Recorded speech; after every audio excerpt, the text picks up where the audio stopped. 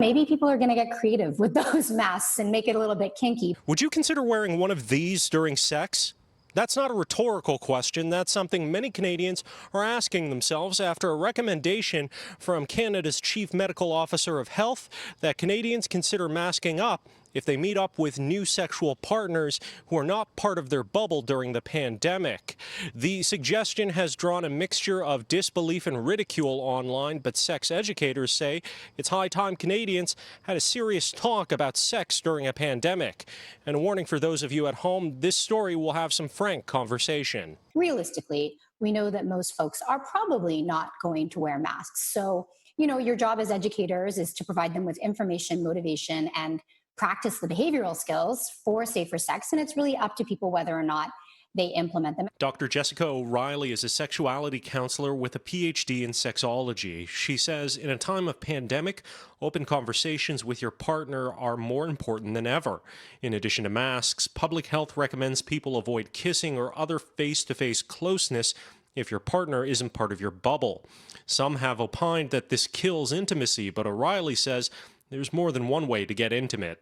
Just talking about your feelings, touching in different ways, finding new ways to enjoy pleasure, not one specific direct route to a sexual goal can all cultivate intimacy. I mean, there are people who can't see and still have very intimate relationships. I think it's the way people choose to approach it and to see it. I do work with a lot of clients that are from a kinky background and wearing masks, and it's not outside the norm. So it's how you choose to interpret. The thing is, COVID is here, at least for now. So we have to adjust in our mindset the way we see it and make it fun. These, among other similar public health suggestions, have brought a mix of skepticism and satire online.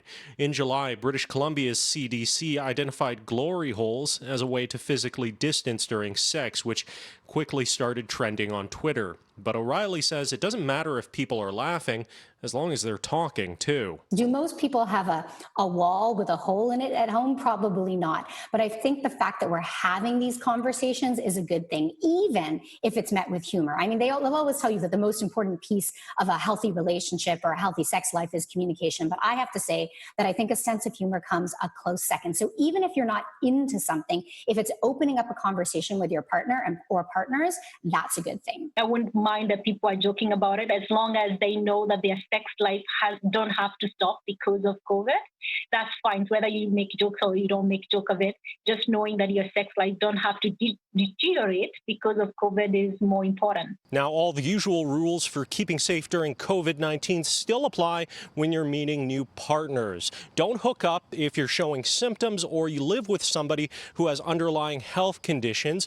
Wash your hands before and after. And of course, remember that the safest sexual activity at this time is still a party of one. In Ottawa, Xiaoli Li, City News.